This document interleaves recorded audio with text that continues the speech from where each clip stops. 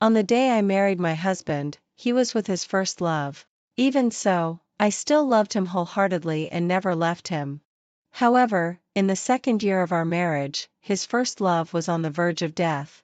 He said to me, "If you really love me, give her your kidney." I was shocked and immediately dialed the police hotline. Damn it. Although I said I loved him wholeheartedly, it didn't mean that I really wanted to be tricked into losing a kidney. North's first love returned to China. He, who hadn't been home for half a year, came back unexpectedly.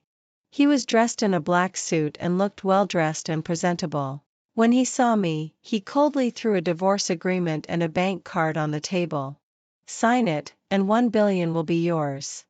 I looked at him with red eyes for a while and then said the classic line with a tragic look on my face, "North, you're so cruel."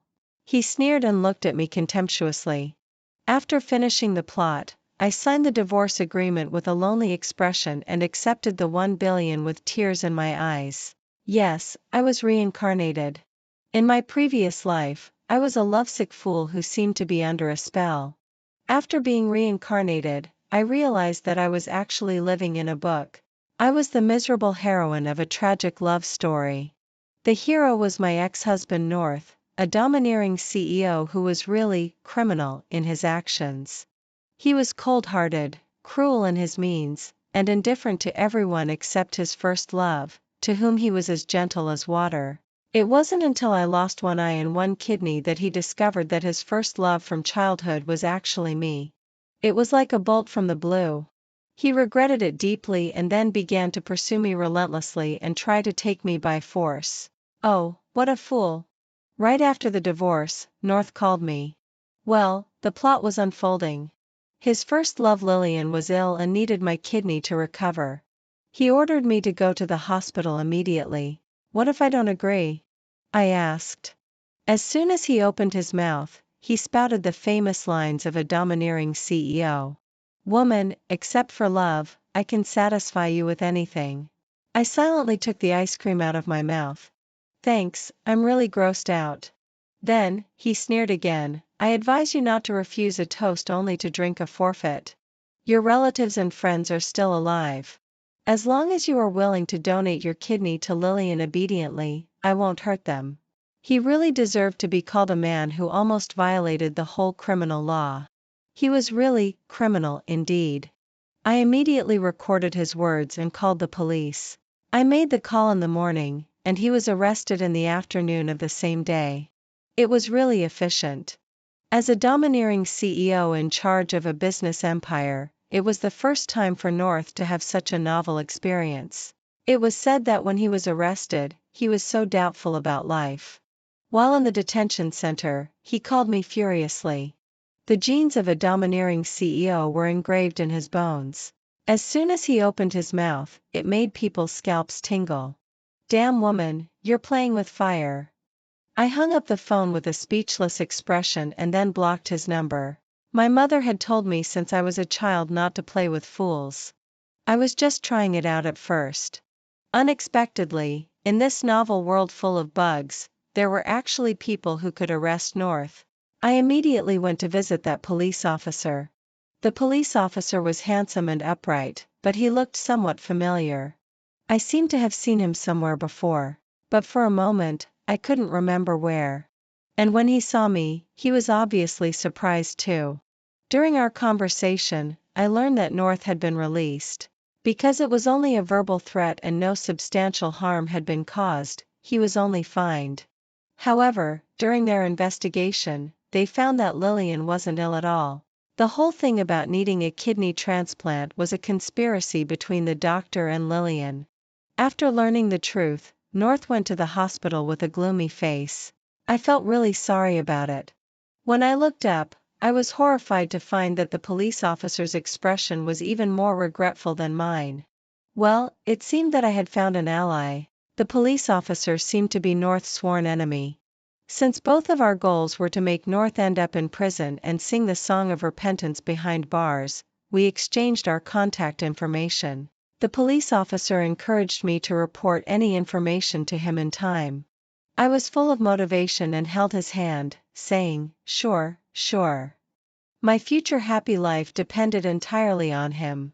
However, just at that moment, North unexpectedly came back. Seeing this scene, his face turned as ugly as if he had caught his wife cheating on him. He shouted at me with a dark face, "Damn it, woman, stay away from him." He was standing on the opposite side of the road, raging helplessly. And it was a red light. It was so funny that neither of us paid any attention to him. The police officer chuckled and couldn't help asking me, "Does he always talk like this?" I nodded, feeling the same way, and whispered, "Yes, he always talks in such a funny way." North watched us talking as if no one else was around and then sneered and roared again, "Woman, I gave you a chance." After saying that, regardless of whether it was a red light or not, he started striding across the road like a madman. I immediately reported, "He's running the red light." The police officer was stunned for a moment and then said, "I'll call the traffic police right away." 1 minute later, North, with a gloomy face, was stopped by the traffic police on the roadside, fined and educated. While he was being fined and educated, I quickly slipped away.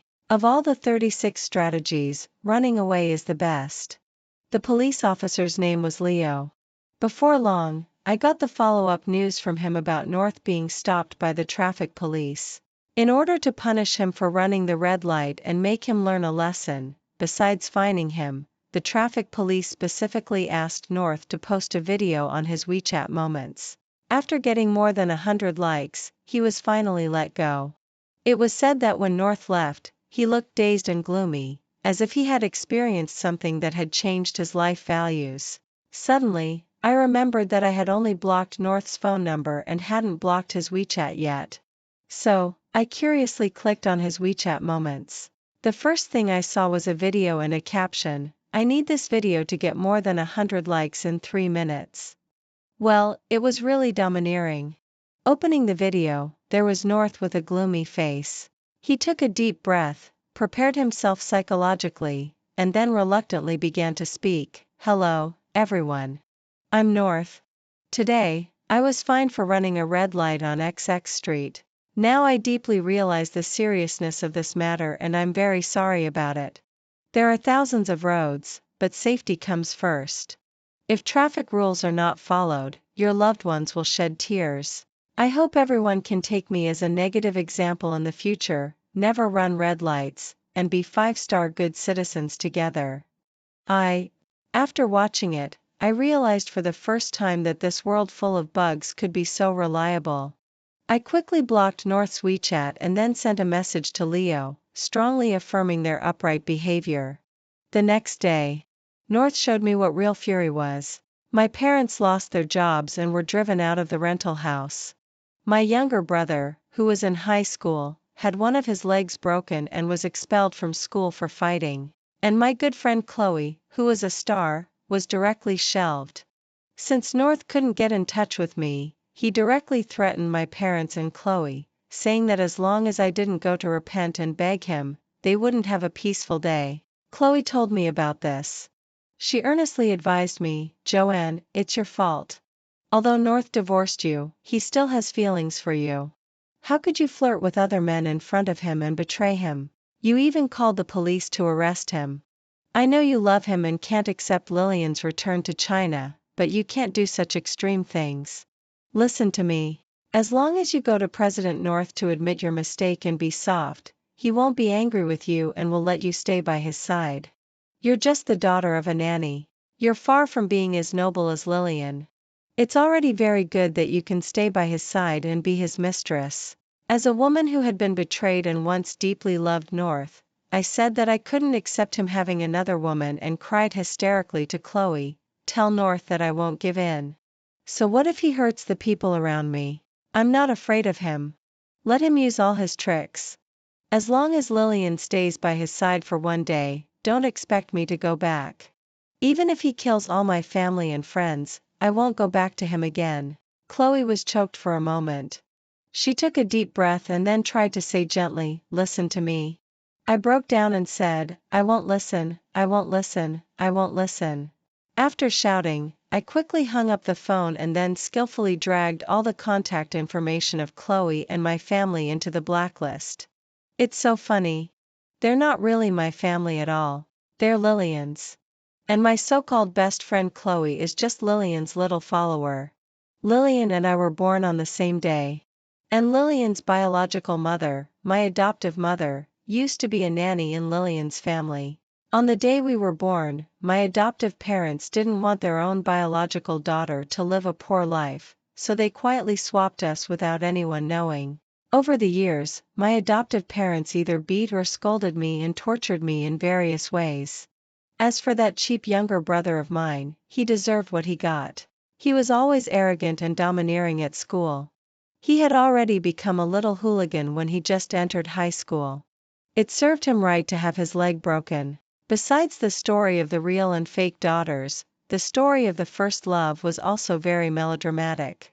When I was 18, I accidentally saved North, who had a car accident while running a red light. Yes, in the world of domineering CEOs, there was never such a thing as traffic lights, and they were always suffering from not following traffic rules. At that time, North was sent to the hospital and fell into a coma. I took care of him for a whole day and night. But when I went out to have a meal, Lillian took the credit for what I had done. Since then, Lillian had become his first love, who he cherished in every way. It was just so absurd. North was very angry about my resistance. Just at this moment, Lillian's eyes went blind for no apparent reason. Coincidentally, her eyes were highly compatible with my corneas.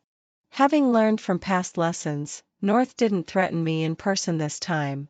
Instead, he started to suppress my adoptive parents, my adopted younger brother and Chloe even more harshly. He sent people to the Joanne family and beat my adoptive parents and adopted younger brother half to death. Now they are lying in bed, on the verge of death. And Chloe was thrown into a nightclub by him and forced to receive clients. The nightclub was opened by North and was often involved in illegal and criminal activities. Originally, I didn't know about this. However, as the number one White Lotus in this story, Lillian couldn't bear it after hearing about their misfortunes. So she contacted me. Lillian was very disappointed in my cold behavior. Her voice was sad and full of contempt, and every word was heart-wrenching. "Joanne, are you a cold-blooded animal? They have suffered so much because of you. How can you live in peace? Doesn't your conscience hurt? Are you really willing to kill them?" I pressed the recording button and also said sadly, "Where are my parents and Chloe? Did North really do such excessive things to them?" Lillian thought that I finally couldn't bear it and was going to save them, so her tone softened a bit, and she said painfully, "Yes." Then she told me their addresses. "Thank you for having you." I excitedly said, "Thank you," and then hung up the phone. Here comes the job, Leo. Crack down on pornographic and illegal publications. It's your first-class merit. Leo directly led people to the nightclub to crack down on pornographic activities. I stuffed my pockets full of melon seeds and stood at the door to watch the fun. Before long, I saw my little sister, Chloe, being led out in handcuffs, with a look as if she had just lost her parents. The person in the lead was my old friend Leo. There was also a greasy middle-aged fat man coming out with Chloe. Oh, this fat man looked familiar. Wasn't he a famous director? The famous director roared angrily, "Who called the police?" Both the famous director and Chloe were well-known figures. Once they came out, many people recognized them. Everyone was shocked to see this scene and then quickly took pictures with clicks. Chloe was almost on the verge of a breakdown. When she saw me in the crowd, her eyes suddenly lit up, as if she had seen a life-saving straw, and she looked excited. She was Lillian's little follower, and they had exchanged information. She probably thought that I couldn't bear to see them suffer, so I came to plead with North for them. I knew it was time for me to put on a show. I quickly stuffed the melon seeds back into my pocket, rushed forward and grabbed Chloe's hand, looking at her worriedly with red eyes. "Chloe, are you okay? I heard that you were sexually harassed, so I called the police. Were you bullied by this fat pig?" Suddenly, Chloe's face froze. She opened her eyes wide and looked at me in disbelief, screaming, "You called the police? I nodded vigorously. You don't have to be grateful to me. We're friends. If you're in trouble, I'll definitely help you. The famous director beside her immediately turned black-faced and cursed loudly. Chloe, you bitch. So it was you who played tricks. It was clearly you who wanted to play a role in my next drama and took the initiative to climb into my bed. How dare you set me up? Ha, you don't want to be in the entertainment circle anymore. The onlookers were gossipy and excitedly started recording videos. Chloe felt dizzy and almost spat out blood. After arresting Chloe, I went to find North with Leo. North was accompanying the blind Lillian in the hospital at that moment. There was a crack in the door of the ward. Before going in, I peeked through the crack. Lillian was opening her lifeless eyes, waving her hands randomly, looking anxious. North, where are you? I didn't know if she was really blind, but she looked a lot like Ziwei, who was blind and looking for Erkong back then. Unfortunately, North didn't do something as mean as Erkong did, like moving away the thing that Ziwei was holding and making her fall flat on her face. Instead, he looked distressed and held her hand. Lillian, I'm here. I felt a bit regretful in my expression. Lillian's eyes were red, crying like a beauty in distress. North, will I never be able to see again? North had a fierce look on his face, but his voice was still gentle. Lillian, you'll get better. I won't let you stay blind like this forever. If your eyes can't be cured, I'll make everyone pay for it. North's overbearing CEO remarks were as criminal as ever. I couldn't help but hold Leo's hand and said solemnly, Leo, you must thoroughly investigate this dangerous element. Leo held my hand tightly in return and said equally solemnly, don't worry. Protecting the people is our responsibility. I pushed the door open and walked in first. As soon as I stepped into the doorway, North saw me, and his face immediately darkened. He sneered, woman, you really came after all. Ha, you say you don't want to, but your body is quite honest. I almost choked on my saliva. Sorry, as the female lead in a domineering CEO abuse novel, I still haven't gotten used to his way of speaking. Please watch your language, I said righteously. We hadn't had that kind of relationship at all. North looked sarcastic. Have you finally come to your senses and are willing to donate your corneas to Lillian? Woman, I've said that as long as you're obedient, I won't treat you badly. No, I'm here to arrest you. Well, North hadn't realized that he was about to be sent to prison again. He was even still immersed in delivering his domineering CEO lines. All right, I'll arrange today's operation. Woman, beg me, and I'll make you suffer less. As soon as he finished speaking, Leo behind me couldn't bear to listen anymore and directly took a step forward and walked into the ward. He walked up to North with handcuffs in his hand and said seriously, please come with us. North finally noticed Leo's existence. He didn't know what unpleasant memories came to his mind, and he almost jumped up. His face was very complicated for a moment, gloomy and frightened. He subconsciously roared, damn it. Why is it you again? After a while, he calmed down, stared at the thing in Leo's hand, sneered, and his eyes were extremely disdainful. Obviously, this man who had violated the entire criminal law hadn't realized the seriousness of the situation yet. He sneered, Leo, I didn't threaten her today, nor did I run a red light. On what grounds are you taking me away? With a click, North's two hands were handcuffed. North was furious but powerless. Damn it. Man, I gave you a chance. Let me go. Leo shuddered with disgust at what he said, and there was a nuanced moment in his eyes. He subconsciously took 2 steps back. However, he never forgot his mission. After a pause, he said seriously, after investigation, you are the behind-the-scenes boss of the Times nightclub. We just discovered an illegal pornographic transaction event there. The people involved have been arrested. We suspect that you are the mastermind. Please cooperate with the investigation. I raised my hand beside me and said, I report that he also sent people to smash my parents' store, beat my parents, and broke my brother's leg. He's clearly an old habitual offender. I suggest a life sentence here. North said angrily, damn it. You're slandering me. North was taken away by Leo again. Lillian, who was pretending to be blind while sitting on the hospital bed, was dumbfounded. She couldn't care less about pretending to be blind and quickly got out of bed, saying anxiously, "North, North, where are you taking him?" North was still worried that she would bump into something, frowned and said, "Lillian, don't worry about me. I'll be back soon." Then he glared at Leo angrily, "Let me go. I'll say a few words to her and then go with you." Leo looked at North, then at me who was watching the show behind, and said speechlessly, "By the way, we've also investigated for you. There's nothing wrong with Lillian's eyes. This illness was a conspiracy between her and the doctor. It's the same doctor as last time." Lillian was struck by lightning. A real domineering CEO usually can't tolerate being deceived. North, who knew the truth, was deeply shocked, his eyes turning red. I looked at this scene curiously, ready to hear him say harsh words to Lillian. But the next moment, he gritted his teeth and said, "Damn it. This bastard. She's deceived Lillian again and again. I'll never forgive her." I withdrew my gaze speechlessly. There's no hope for him. North is the one with a love-struck brain, right? Even after all this, his filter for Lillian still hasn't broken? To my disappointment, as the male lead in the novel, North still had some kind of golden finger. Although he was handcuffed and taken to the police station this time, he was still released in the end.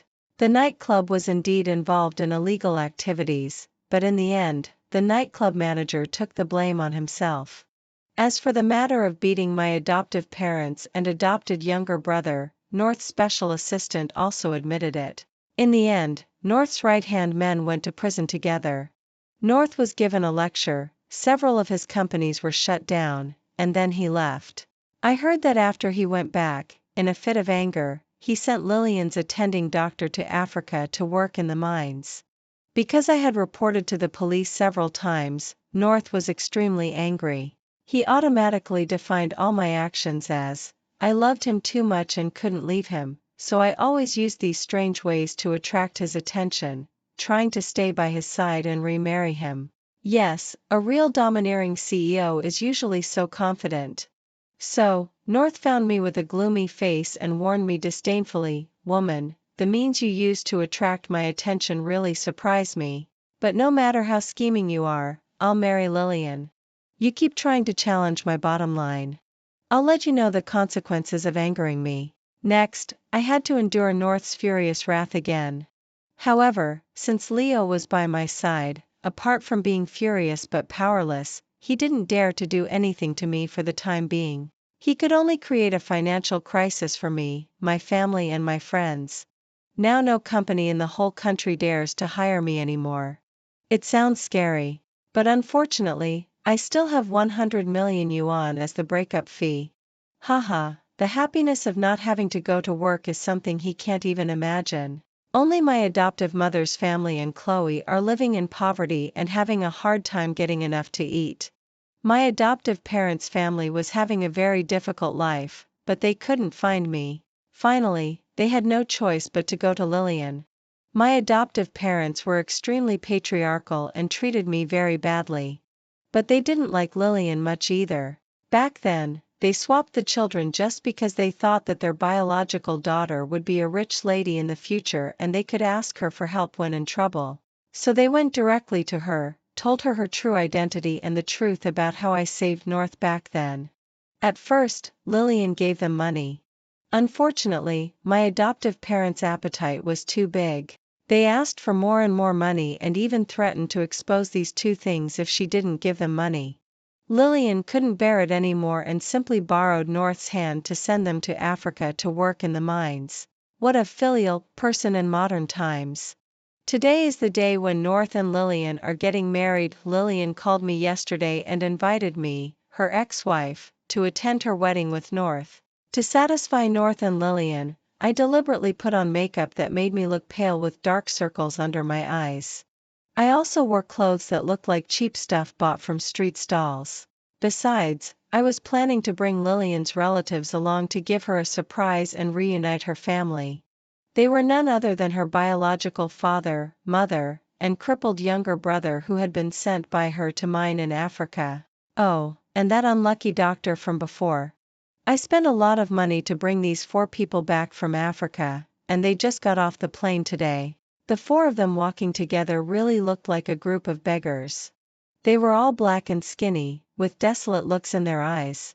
It was obvious how much the days of mining had affected them. I led them to the wedding venue. When Lillian and North saw me like this and then looked at the 4 beggar-like people following behind me, they were both stunned for a moment. Because the appearance of those 4 people was really something, Lillian didn't recognize them at first. Even the other guests couldn't help whispering to each other.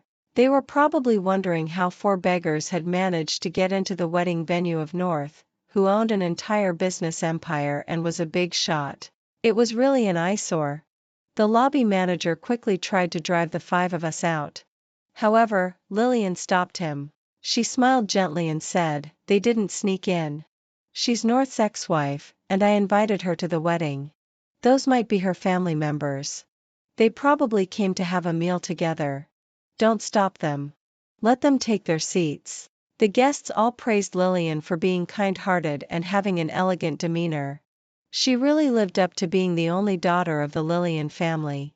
As for the looks they gave me, they were full of contempt. They whispered curses at me, saying that it was okay for me to freeload, but it was really disgraceful for me to bring my whole family along. North gave me a satisfied look, knowing that I had been living a hard life after leaving him. The domineering CEO was quite pleased. Just at that moment, something unexpected happened. The crippled younger brother beside me cursed, "Bitch, I'll kill you even if I die today." Then he rushed forward. Lillian's eyes widened in shock. "How could you?" Obviously, she recognized her younger brother, but before she could finish her words, she got slapped. Then Lillian's biological parents also rushed forward ferociously to beat Lillian. The scene immediately turned into chaos. North was protecting Lillian while asking the security guards to pull them away. At the same time, he roared at me, "Damn it, you evil woman. How dare you have someone harm Lillian? I won't let you off." A strand of Lillian's hair was pulled out, and she got slapped twice on the face. Now she was huddled in North's arms in a sorry state, her face as pale as a sheet. My adoptive parents' family was pinned down by bodyguards. North angrily said, "Send them back to Africa to mine." The 3 of them shuddered immediately. Even the unlucky doctor beside me shrank behind me in fear. I thought to myself that these people couldn't be sent away again. I had promised to hand them over to Leo to make North enter prison for the 3rd time. So, I quickly and quietly called Leo. After hanging up the phone, I found that my adoptive mother wiped her face with a wet tissue and revealed her true face. Lillian's mother recognized that she was the nanny who had suddenly disappeared and widened her eyes in surprise. My adoptive mother looked at Lillian resentfully and said, "If I had known you were such an ungrateful wretch, why would I have taken the great risk to secretly swap you with the eldest daughter of the Lillian family back then? If you don't let me live in peace, you won't have an easy life either. You're my biological daughter, not the daughter of the Lillian family at all." And, she looked at North and said, "President North, the person who saved you back then wasn't my daughter Lillian at all, but Joanne." Suddenly, it was like a bolt from the blue. Everyone present changed their expressions and looked at each other in astonishment. North's eyes turned red. He suddenly let go of Lillian and walked towards me with a gloomy face. He asked harshly, "Is what she said true?" I took a look at Lillian's frightened eyes and slowly said, 7 years ago, on XX Road, you had a car accident while running a red light." North staggered. His eyes were filled with the kind of look that the male lead in a crematorium plot often had. Regret, pain, sadness, joy, and the anger of being deceived. Sorry, I couldn't see any of these emotions described in the book. Isn't it a bug that so many emotions can appear in a person's eyes at the same time? All I saw was him saying with red eyes, "Why didn't you ever say it?" Damn it. How was I supposed to know? It was this damn plot that didn't allow me to say it. After knowing the truth, North was so out of control that he actually tried to grab me by the waist, push me against the wall, and kiss me with his red eyes. I was terrified. Fortunately, Leo showed up in time and handcuffed him. Usually, when I saw Leo, he was always very calm. I don't know if North's wild actions this time scared him, but his face looked a bit dark. North looked at Leo angrily, both shocked and furious. "Why is it you again?" Leo said impassively, "We suspect that you are involved in an illegal human trafficking case." Then he waved his hand to the people behind him and said, "Take him away." The wedding didn't take place. The Lillian family took me and Lillian to the hospital for a paternity test. Soon, the results came out. Lillian wasn't the biological daughter of the Lillian family. I was. After learning the truth, Lillian's mother was on the verge of fainting. She hugged me and cried bitterly. She directly sued my adoptive parents' family in court. So, my adoptive father and mother, who had just escaped from Africa, were arrested and sent to prison before they could enjoy a single day of a good life. And I was taken back to the Lillian family and officially started living a wealthy life as a young lady. The guests who had cursed me for being poor and shabby on the wedding day were left dumbfounded. As for Lillian, these days she was busy having a love-hate relationship with her crippled younger brother. To my regret, although Leo got a first-class merit, North found someone to take the blame for him, and he himself was released again. Moreover, he stood firmly outside my house every day, staging a drama of tortured love. One day, when I opened the window, I saw North standing outside the gate, completely soaked by the rain. I couldn't help sighing. The rain was even heavier than the day when Yipping asked her father for money. When North saw me, his eyes suddenly lit up, and then he slowly said, "You naughty little thing. What should I do with you?" I immediately shuddered and slammed the window shut with a bang. Outside, North was still shouting, "Damn it, I think I'm falling in love with you." This damn crematorium plot was really giving me goosebumps. It seemed that it was time to find a man to elope with and speed up the crematorium plot. In my previous life, the second male lead who eloped with me was the attending doctor after I had my eyes gouged out and my kidney removed. But since I didn't have my eyes gouged out or my kidney removed this time, I didn't have the chance to meet that attending doctor. Who should I choose to continue the next plot with? I thought about it over and over again. Finally, I posted a marriage-seeking post on my WeChat Moments. A wealthy divorced woman with no children is looking for a second marriage partner. Handsome guys only. To my surprise, Leo contacted me. He said that he was already 27 years old and hadn't had a girlfriend because of his work. Nor did he have a suitable marriage partner. Now his family was pressuring him a lot. He had a good impression of me and wanted to give our relationship a try. Hearing this, my eyes immediately lit up. Now his family was pressuring him a lot. He had a good impression of me and wanted to give our relationship a try. Hearing this, my eyes immediately lit up. In my previous life, that second male lead was no match for North and was easily defeated. In the end, I was still caught by North and got involved in a tortured love story. It would be different if I married Leo. North wouldn't have any chance to create a tortured love story with me. If he tried to take me by force 1 second, my husband would catch him the next second. Perfect. I couldn't wait to say to Leo, "Leo, I'm very satisfied with you. Can we get the marriage certificate today?" Leo was stunned. "Isn't it a bit too soon?" I was afraid that the opportunity would slip away, so I quickly said, "No, it's not too soon. Feelings can be cultivated slowly." So, Leo and I hit it off immediately, got the marriage certificate, and then took a picture of it and posted it on WeChat Moments with the caption, "The first marriage was a failure, but the second marriage is true love." I thought about it and took North out of my blacklist first. To stimulate the legal offender. Sure enough, just a second after I posted it, North immediately replied, "Damn it, you're my woman. I warn you not to challenge my bottom line. In 3 minutes, I want all the information about this man. North, will make sure he has nowhere to hide today." I excitedly replied, "Leo, the one who arrested you yesterday. Hurry up and deal with him." However, there was no reply from the other side for a long time.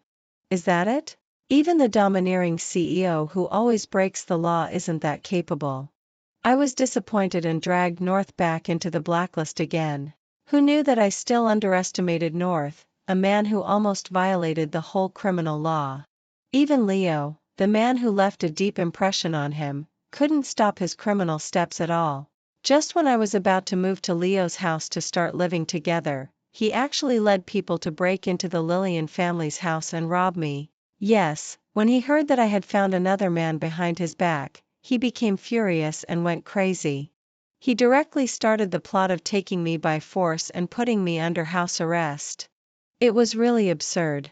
At that time, the parents of the Lillian family were controlled by bodyguards in the corner. North was wearing a black suit with shiny leather shoes. He walked towards me with a gloomy face and big strides. I suppressed the excitement in my heart and looked at him angrily. "North, what do you want?" He gave a cold laugh and lifted my chin. "Woman, do you think you can escape? From today on, you're mine. I want you to have only me in your eyes. I won't allow you to smile at other men." Then, he directly carried me on his shoulder, took me back to North's house and locked me in a room. He confiscated my mobile phone and even tried to force himself on me. Fortunately, I had been prepared and brought a stun gun and a voice recorder in advance. I directly electrocuted him until he fell to the ground. Then I looked at him angrily and said, "North, I've already married Leo. And we've already divorced." North stubbornly lay on the ground and said through gritted teeth, "Woman, don't make me angry." After a while, he finally managed to stand up by leaning on the wall. Then he sneered again, "Leo? Ha, before long, you'll hear the news of his death." I subconsciously retorted, "Impossible. Leo was like a bug in this world, the only one who could catch North. How could he die so easily?" Although I said it was impossible, I still couldn't help feeling a bit panicked in my heart. Damn it. This book has North as the main character. Could it be that he really can do whatever he wants without any restraint? North showed disdain for my retort and sneered, "In this world, there's no one who can resist me." As a result, in the next second, bodyguards rushed in a panic. "President North, Leo has brought people and rushed in. He said that you kidnapped his wife. He's here to arrest you." North almost sprained his ankle. His face darkened and he opened his eyes wide in disbelief. "Who?" I heaved a huge sigh of relief in my heart and then couldn't help sighing with emotion. I didn't expect that the slap in the face for this domineering CEO would come so quickly. He hadn't even been pretending for a minute. North tried to resist and even attempted to assault the police. As a result, he was knocked down by Leo in just a few moves. North did send someone to kill Leo. It was a truck driver. Leo's car was flattened, but fortunately, he wasn't in the car at that time. The truck driver was caught by Leo himself. Because he was new to this and didn't have good psychological quality, Leo managed to make him confess that it was North who instigated him with just a few words. Perhaps the plot had finally come to an end. This time, both witnesses and evidence were available. Even those subordinates who had taken the blame before turned against him and began to report him one after another. North no longer had the ability to escape. This criminal finally got the punishment he deserved. On the day North was sentenced, my consciousness began to gradually fade away. I looked at Leo beside me and scenes kept flashing through my mind. Finally, I suddenly realized. Damn it. This was originally a game. Extra story, after waking up from the game, I still had a look of being still in shock. I subconsciously turned my head and saw Leo sitting in the game pod beside me. He woke up at the same time as me and was smiling at me at this moment. It was the year 2080. I was a love-struck fool and Leo was my boyfriend. We grew up together as childhood sweethearts. I've only liked one man in my life, and that's Leo. My favorite thing was to stick with him every day. My best friend was a game developer. Not long ago, she developed a game to cure love-struck fools, claiming that it could cure being a love-struck fool. During the testing period, she specially invited me to play it. Unexpectedly, after I entered the game, because I was too love-struck, I couldn't clear the game and was forced to reload the saved file and start over. If it continued like this, I might stay in the game forever. My best friend was extremely anxious. Finally, she had no choice but to find my boyfriend Leo and asked him to enter the game and bring me back. That's how the following story came about. After I opened my eyes, my best friend immediately rushed over and asked me worriedly, "Joanne, how are you feeling now?" I smiled at her reassuringly, "I'm okay."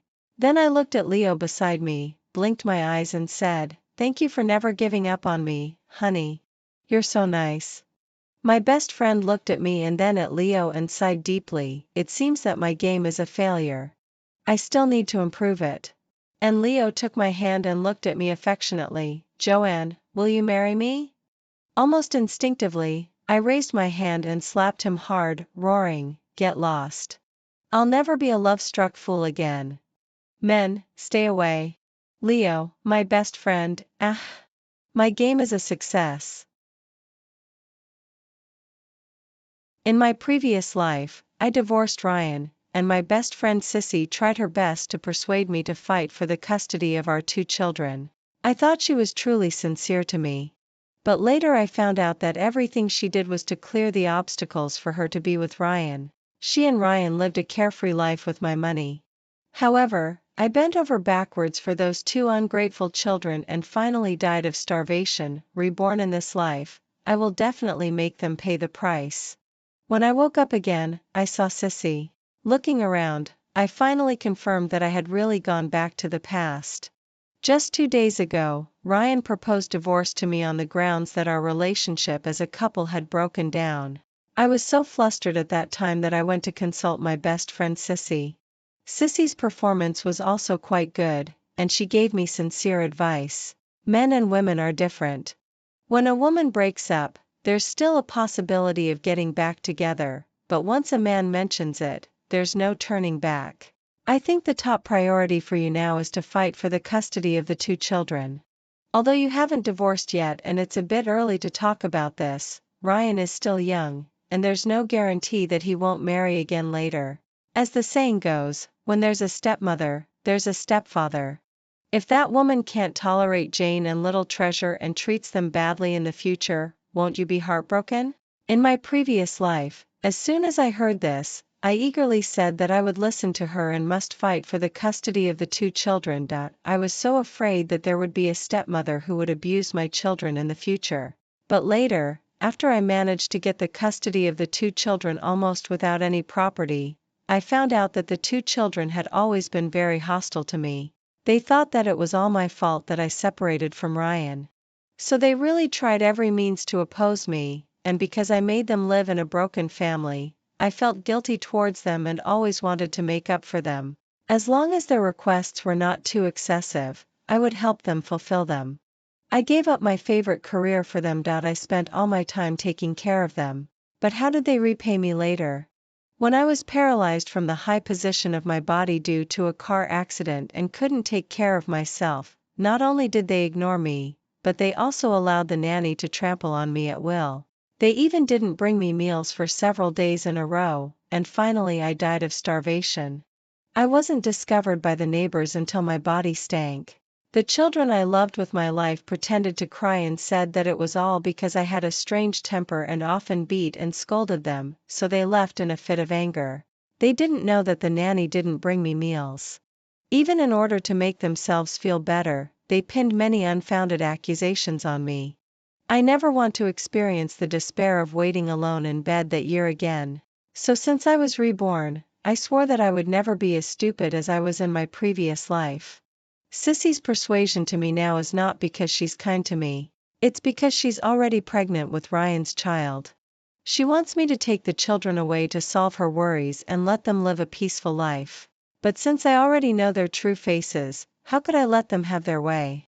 Seeing that I was in a daze, Sissy shouted a bit unhappily, "Ava, are you listening to me? I really regard you as a friend, so I'm telling you these heartfelt words. You won't hate me, will you?" I shook my head. "Of course not. Of course I will. I think Ryan loves the children so much that he definitely won't give the children to you.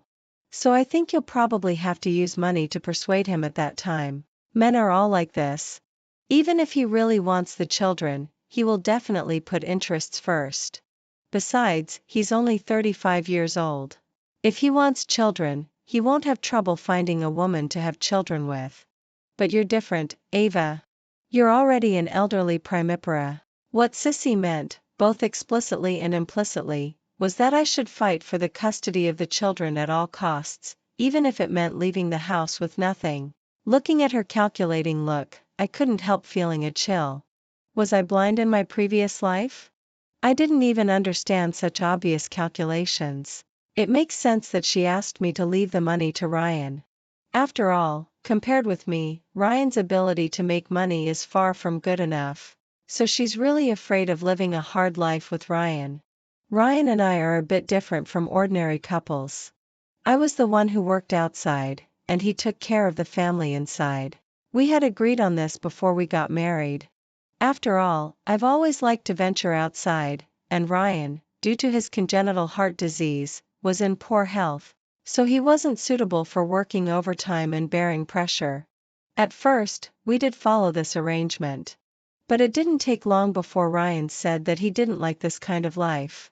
He thought he was wasting his time on doing housework. It didn't matter. I hired hourly workers to do the housework and cook regularly for him. He was free and could do what he liked in his free time. But a few months later, Ryan was still not satisfied. He thought it was boring and wanted to study abroad. I didn't have any objections. He could do whatever he wanted. Anyway, our family didn't lack that amount of money. After Ryan returned to China, he started to want to start a business, but without exception, all his attempts failed. Finally, he realized that it was nice to be a wealthy idler. The next year, we had our own children, a pair of twins. We were both very happy. I hired 2 nannies specifically to take care of them. Thinking about it carefully, it seems that Ryan had never really worked in these years. Although he had wanted to make a career for himself during that period, all his attempts ended in failure without exception. Even the initial funds I gave him were all lost. Of course, Ryan also had his merits. At least he was quite good looking. Coupled with the comfortable life he had lived in these years, he looked very relaxed. Even when I first got together with him, it was because he was handsome, sweet-talking and could coax people, and could provide emotional value.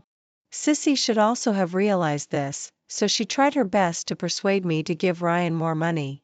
After all, I was worth over 10 million yuan, and even the little amount that leaked from my hands was enough for them to live on. Ava, you must listen to me this time. I'm your best friend and I won't deceive you. Okay. I nodded. Sissy thought she had persuaded me and breathed a sigh of relief as if a heavy burden had been lifted. She should never have dreamed that as a mother, I didn't want the children at all. Sissy thought she had dealt with me, so she informed Ryan.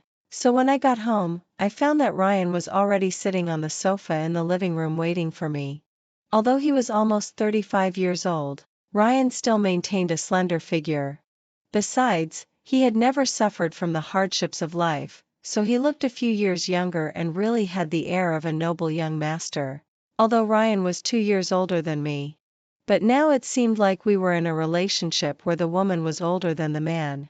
Sure enough, life makes people grow old. Seeing me come back, Ryan didn't even move. He just haughtily raised his precious neck.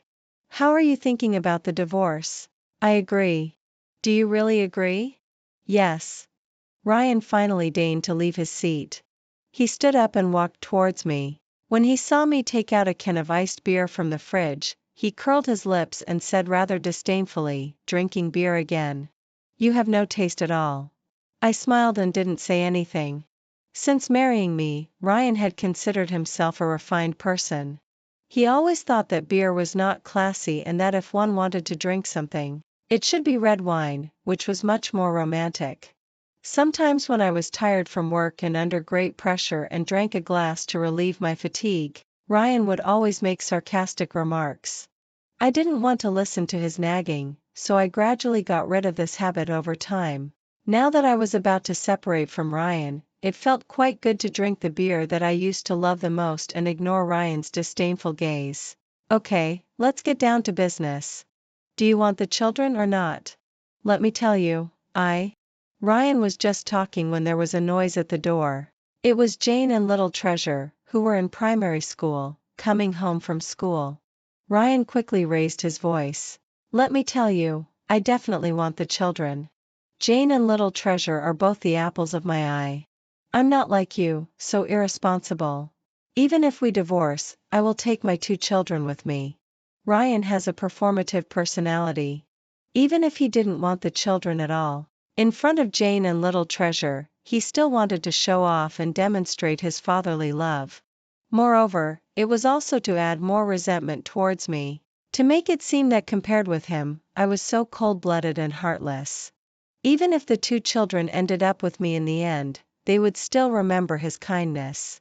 It wasn't that he didn't want them, but that I insisted on taking them and he couldn't compete with me. It's really childish, but children just fall for it. As soon as Ryan said those words, I could feel the 2 children glaring at me angrily.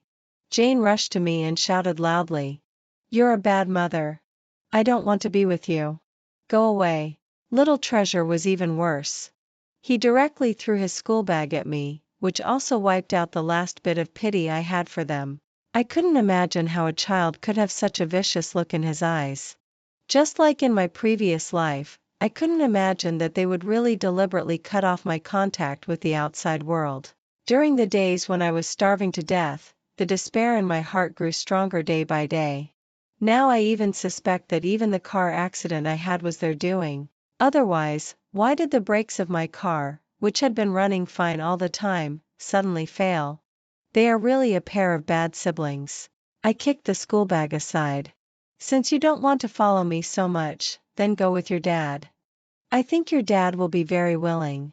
Hearing this, the 2 siblings showed a smug smile. However, Ryan opened his eyes wide in astonishment. He just wanted to show off in front of the 2 children, not really want the 2 children. If he really had these 2 burdens, how could he live a carefree life and start a new relationship? I ignored Ryan and the 2 ungrateful children and directly took the beer and went into the bedroom, locking the door. However, I hadn't been quiet for long before Sissy called again. Ava, what's going on? Why don't you want the children again? I raised my eyebrows. She's really well informed. I just told Ryan that I didn't want the children, and Sissy already got the news. Who told you that I don't want the children? Sissy stammered for a long time but couldn't come up with a reason, so she could only quickly change the topic. Ava, never mind how I got to know it. Just tell me if it's true or not. Why did you go back on your word? We've already agreed this morning that we would fight for the children's custody at that time. I pretended to be hurt and sighed. Alas, of course I want the children too. But you don't know how badly the 2 children have treated me. They just threw things at me. Whenever I think of this, I feel so sad. Moreover, they even said that they would rather die than follow me. Sissy, tell me, with the children behaving like this, how can I fight for their custody? After I said this, even through the phone, I could sense that Sissy was in a much better mood. She was such a gloomy person. The sadder I felt, the happier she would be. Ava, it's your fault. How can you haggle with children? They're just so young, and you're already an adult. Besides, you're usually so busy with work and always on business trips. It's natural that the children are estranged from you and close to Ryan. However, precisely from this point, we can see that children know how to be grateful. If you can spare time to accompany them in the future, since they're still so young, they will surely understand your good intentions, and then they'll surely become close to you. Well, okay. Then I'll give it another try. I pretended to be convinced. After hanging up Sissy's phone call, I took a big sip of water. Telling lies is really not something that everyone can do. Compared with this, I prefer to strive in the workplace. I'm obsessed with that feeling of being decisive and resolute. After pulling myself together, I opened my computer again and started to deal with work. When I finished, I checked the time and found it was already past 8 o'clock in the evening. I was about to go out for dinner. However, when I walked to the dining table, I found that Ryan and the 2 ungrateful children had already finished eating and hadn't left me a single bite. There was only a mess on the dining table. And the father and his 2 children who were watching TV on the sofa were looking at me with schadenfreude. How childish they were. Did they think that I would feel sad because of this? Definitely not. I directly took out my mobile phone and ordered a takeout, just let them enjoy themselves. Anyway, they won't be able to enjoy it for long. The next day, Ryan came to negotiate with me again. This time, he didn't dare to pretend to fight for the custody of the 2 children as he did yesterday. Ava, we've been husband and wife for so long. I'm not that unfeeling person. Although I love the children too, you know that I've been trapped at home all these years and achieved nothing. After we get divorced, I'm planning to study abroad. By then, I definitely won't be able to take care of the 2 children in person. So I think it's better for you to take them with you. What do you think? He must have thought that I said those words on purpose yesterday. After all, I cared a lot about the 2 children before. Once our daughter said that I was a bad mother and I was so sad that I couldn't fall asleep all night. Although I was busy with work and often flew around the country, as long as I was at home, I would definitely help the 2 children with their homework. Because of this, they had always disliked me, thinking that I wasn't as open-minded as Ryan. They always thought that I forced them to do things they didn't like. So Ryan must have thought that I was just being angry on purpose after hearing what the children said yesterday. For your sake, I'm giving up the custody of the children. Then I should get a larger share of the family property. You know that I've been a house husband since we got married and haven't had a job. I've given up everything for our family. I folded my arms and asked Ryan with a bit of mischief, "Oh, then how much do you plan to ask for?" "At least 10 million. He said shamelessly. Haha, Ryan was really asking for too much. He just blurted out 10 million. Did he know the value of this 10 million? Did he know how many projects I had to do, how many nights I had to stay up, and how much pressure I had to endure? He just said it so casually. He really took me for a fool. If he really couldn't live with me anymore, I might still give him some compensation considering our years of relationship. But now it was obvious that he had cheated on me first, yet he still pretended to be an innocent victim. I said with a half-smile, "Ryan, do you know what the greedy often overreach themselves means?" After saying that, I ignored his ashen face and walked straight out of the door. Sissy advised me to fight for the children's custody, and Ryan put forward the condition that if he wanted to get the children's custody, I must leave the house empty-handed. They colluded with each other to plot against me on the premise that I really wanted the children's custody. But the problem was that I didn't want it at all now. What could they use to blackmail me? The reason why I was still willing to play along with them was that I really didn't want to go to court. After all, Ava, also cared about my reputation. But if they really pushed me too far, I wouldn't have any scruples. In the following days, Ryan kept trying to talk to me about the divorce. He didn't know what method he used to persuade the 2 children and planned to let them take the initiative to tell me that they wanted to follow me. But when I saw that the 2 of them only pretended to agree on the surface but were actually plotting something bad, I directly refused. They were already 10 years old and not little kids anymore. Even if we went to court, when it came to custody, we still had to follow their wishes. I didn't believe that they would be willing to follow me wholeheartedly. Even if they really followed me, I wouldn't treat them as wholeheartedly as I did in my previous life. Besides, Ryan also discussed with me about the division of property many times. He reduced the amount from 10 million to 9 million, and then to 8 million. In the end, he became extremely angry. Ava, don't go too far. The one who has nothing to lose fears nothing. If you push me too hard, I'll... He didn't finish the rest of the sentence because he found that he had nothing to threaten me with. I didn't mean to be ruthless either. I told Ryan that if we got divorced, I could give him 1 million and the house we were living in now could also be given to him. If he still wasn't satisfied and wanted to do something underhanded, I would be ready to deal with him at any time. Since Ryan wasn't making any progress, Sissy was so worried that she also began to persuade me intentionally or unintentionally. I had limited time and didn't want to play with them anymore. I directly told her, "I suspect that Ryan has cheated on me." Sissy was startled. "Why do you say that? Have you got any evidence?" I pretended to be deep in thought. No, but I've already hired a private detective and plan to investigate him. If I find the evidence, I'll definitely make sure that he leaves the house empty-handed and gets nothing. Sissy's face turned pale, but she still held on. However, according to the current law, even if someone cheats in marriage, it can't be judged that he should leave the house empty-handed. I gave Sissy an approving look. You're right. But you don't know that everything in our family now belongs to me. Before I got married to Ryan, we had already signed a prenuptial agreement and had it notarized. Once we get divorced, Ryan will get nothing. What I said wasn't just to scare Sissy. Ryan had a strong sense of self-esteem and graduated from a prestigious university. When we were in a relationship, in order not to be said that he was a kept man, he took the initiative to sign a prenuptial agreement with me. Now that I think about it, I'm really grateful for that. Otherwise, just thinking about Ryan getting a share of my hard-earned family property without any effort would make me furious. At this time, Sissy's face really looked terrible. She even broke out in a cold sweat. I guess she didn't expect that Ryan was just an empty shell, good-looking on the outside but worthless inside. It's just that she was already on the same boat now, and it wouldn't be that easy for her to get off. In fact, I deliberately told this news to Sissy. She was a smart person and knew what choice to make. Instead of leaving the house empty-handed, it would be better for her to accept it and leave with the more than 1 million I gave her while I hadn't discovered their affair yet.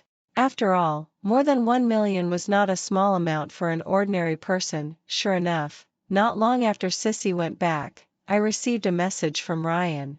He agreed to my request. After the negotiation was settled, I immediately asked the company's lawyer to draft the divorce agreement for me and then went to the Civil Affairs Bureau nonstop to register. After everything was completed, I directly packed my things and left the home where Ryan and I had lived for more than 10 years. When it came to this scumbag, I felt disgusted just by looking at him. In the remaining days, because the company took on a new project, I went on a business trip again. After I came back, I directly made an appointment with Ryan to go to the Civil Affairs Bureau. After getting the divorce certificate, I was about to leave when Ryan, thinking himself clever, stopped me. Ava, the children are still in the car. Do you want to say hello to them? I looked up and saw the 2 children looking at me with resentment in the car with the window rolled down. It seemed that I was a heinous sinner. Then I looked at Ryan's complacent look. I directly said, I won't see the children. But I remember that I bought the car. When I go back, I'll arrange for someone to pick it up. Ryan's smile froze. He had shot himself in the foot. After getting the divorce certificate, I had no more scruples. I directly asked someone to drive Ryan's parents out of my suburban house. 3 years ago, Ryan's parents came from the countryside, saying that the infrastructure in the countryside was incomplete and it was inconvenient to see a doctor when they were unwell. So I let them live in that empty house. Although during the years when I was married to Ryan, it had always been a situation where the wife was stronger than the husband. But his parents had always been blindly confident, thinking that I wasn't good enough for Ryan. Well, now I finally didn't have to put up with them anymore. Shortly after I drove Ryan's parents out, Ryan's phone call came. Ava, you're too much. Even if we're divorced, my parents are also your parents. How could you do this? Thinking of Ryan's furious look, I suddenly felt a bit better. I directly hung up the phone. I cut off Ryan's yelling on the other end. I was really busy with my schedule and couldn't waste time on such useless people. I still had to deal with Sissy. After I returned to the company, I asked my secretary to bring the evidence that Sissy had crossed the line to my office. Yes, I was going to fire Sissy. Over the years, because of my relationship, Sissy had been domineering in the company. I gave her the highest salary, but she took advantage of her position to take kickbacks from me. Sissy was so angry when she knew that I was going to fire her that she ignored the secretary's obstruction and rushed directly into my office, shouting at me. Ava, what's going on? Wu said that I'm going to be fired. There must be some mistake, right? Over the years, relying on me, she had been throwing her weight around in the company and had already offended a lot of people. If it weren't for the fact that she was my friend, Did she think that a vase who couldn't even use basic office software could be in charge of procurement? She was never satisfied with my kindness to her. I didn't even raise my head. Wu didn't make a mistake. It's my order, sissy. You're fired. I said word by word. Why? What did I do wrong? I can change it. Ava, please give me a chance. It could be seen that she was very reluctant to lose this high-paying and easy job. I threw the evidence in front of her. Sissy's face grew paler and paler until finally she looked completely dejected. If you don't want to make a big fuss about this, you'd better accept it. Of course, you can also choose not to accept it. I can take this evidence to sue you. You know, what you've done has already caused losses to the company, and I have the right to ask you to compensate. Sissy seemed to have accepted the fact. She just didn't understand why I suddenly investigated these things. After all, I had trusted her a lot before, until I said the next sentence. Remember to take good care of Jane and little Treasure for me. Oh, right. And Ryan and his parents. These will all be your responsibilities from now on. Sissy suddenly looked up and stared at me in disbelief. You already know everything? So when you said you divorced Ryan some time ago, were you deliberately playing tricks on me? Ava, you're so despicable. A malicious look shot out of her eyes, and she wanted to pounce on me. My secretary was not to be trifled with. She directly grabbed her and held her one step away from me. I curled my lips into a smile. Sissy, thank you for saving me from that family. I'll leave that mess to you from now on. After saying that, I walked away leisurely. Later, Sissy still wanted to come and make a scene, but soon she found that her access card didn't work anymore. She couldn't even enter the company's main entrance. She wanted to ask her former colleagues for help and get them to sneak her into the company, but unfortunately, she had been so ruthless in her actions before that no one was willing to pay attention to her. Everyone distanced themselves from her. It wasn't until I had lived through this life that I realized that Sissy had always been secretly jealous of me. She thought that I came from a wealthy family and was born with a silver spoon in my mouth. However, she was born into a poor family and had to work extremely hard to have a place in the big city. The things that I could easily obtain were out of her reach even if she tried her best. So as time went by, under such a sharp contrast, she had dark thoughts. She wanted to see me in pain, see me fall from grace, and wanted my man to fall for her. Only then would she feel relieved. So she seduced Ryan. And Ryan wasn't an innocent party either. They hit it off immediately and got together. But what they didn't know was that I had been reborn. Ryan and Sissy were very angry when they realized that they had fallen into my trap. So they decided to join forces to anger me. First of all, they announced in a big way on WeChat Moments that the two of them were getting married. Then they held a grand wedding at the biggest hotel in the city. That wedding was indeed quite nice. It was said that even the wedding favors were from a famous brand. Not to mention the expensive wedding dress that Ryan had prepared for Sissy, which was extremely gorgeous. It made Sissy the center of attention. When Ryan and I got married years ago, we didn't hold a wedding. We just invited a few good friends to have a meal together. So Sissy thought that she had outdone me. She crazily posted 9 square grid photos of her wedding scene on WeChat Moments. She said how happy she was and so on. She wanted to take the opportunity to mock me. She not only posted them herself but also used Ryan's WeChat to post dozens of moments. Some of our mutual friends came to ask me what was going on. I didn't hide anything and just told them frankly, I accidentally got cuckolded. To stand up for me, my friends cursed them severely under their moments. Sissy was so scared that she blocked me and those who might know their secrets overnight. She thought that I cared about these things, but little did she know that I had just signed a big contract and was secretly happy about it. After Sissy and Ryan got married, they moved into that house. Now Ryan's parents, Ryan, Sissy, and my 2 ungrateful children live in that house. Although the house is big enough, it's still quite a headache with so many people living together. Ryan didn't tell his parents when he got divorced. If they had known in advance, they would definitely have stopped Ryan.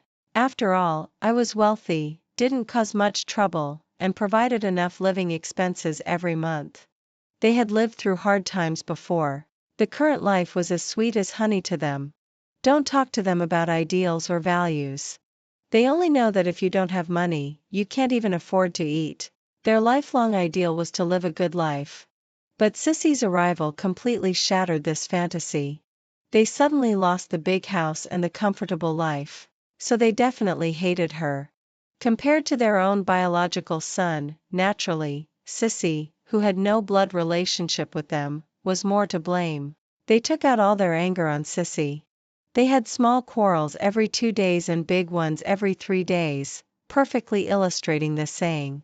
Although Sissy really wanted to live the life I used to have, not everyone can be Ava. Oh, right. Sissy also couldn't keep the baby in her womb. I had said long ago that Jane and Little Treasure were two little devils. Since they knew that Sissy was pregnant and were afraid that Sissy would steal their father Ryan's love, they tried every means to harm Sissy. They deliberately scattered soybeans on the ground. Sissy didn't notice for a moment and slipped on them and fell down. She had a miscarriage. Sissy wanted to call the police. But Ryan's parents protected the two children, saying that they were just kids. It was her own carelessness and so on. Sissy was so angry that she immediately called me to complain and asked me to educate my own children properly. I just left a sentence, "You reap what you sow," and hung up. Let's talk about Ryan again. He had always thought that I was too money-minded, busy with work every day and only knew how to make money. Now that I was finally out of his sight at home, but they didn't have any other sources of income now, so he also had to be as money-grubbing as I was. He thought that as a graduate from a famous university and having studied abroad for several years, full of artistic talent, finding a high-paying job would be no problem. But when he actually went to look for a job, he found that those people who used to greet him with smiles and even invited him to hold art exhibitions all ignored him. He was so confused. He even thought that his talent was unappreciated. But he didn't know that more than 10 years had passed, and he was no longer the young and inexperienced guy he used to be. As a 35-year-old middle-aged man, he was almost on the verge of being laid off. Why would others use him instead of fresh college graduates? Ryan was dejected, but he was too embarrassed to say that he couldn't find a job, so he just told his family that I had blocked him. For this reason, Ryan's parents even wanted to come to my company to make a scene. I directly called the police, and then they were all taken away. Although they didn't have any sources of income, Ryan still maintained his previous petty bourgeois style. He wanted to wear clothes from famous brands and use the best food and drinks. Coupled with the expenses of the previous wedding, after some time, Ryan sadly found that they had no money left. So he set his sights on me again. He used the excuse of enrolling Jane and her younger brother in tutorial classes and specialty classes to ask me for money. Of course, I wouldn't spoil him. I just asked him to bring the invoices to me for reimbursement. When one plan didn't work, Ryan came up with another one. He asked those two ungrateful kids to call me and cry poverty to me, but those two kids hated me so much. They couldn't say a word for a long time. Ryan had no other way. Now the whole family relies on Sissy to support them. Sissy was exhausted every day. When she got home, she still had to serve Ryan and the others. Moreover, no matter what contradictions there were, Ryan's family always spoke with one voice against outsiders. Sissy suffered a lot from it. She finally realized that Ryan was not a good man and wanted to divorce him. But how could Ryan agree? He thought that he was only seduced by Sissy and that was why he divorced me. So he also started to blame all the mistakes on Sissy. Sissy was caught between two fires. In just 1 year, her once good looks were long gone.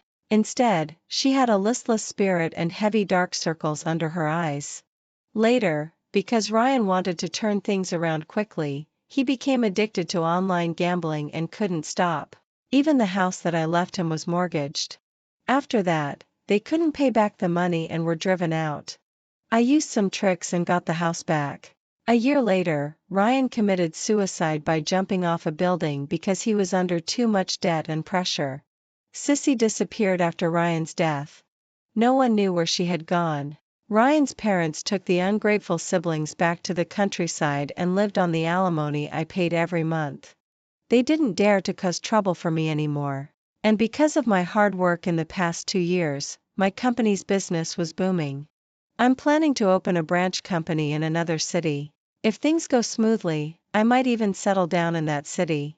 As for Ryan and the others, they have already become a thing of the past for me. My future holds infinite possibilities. The end.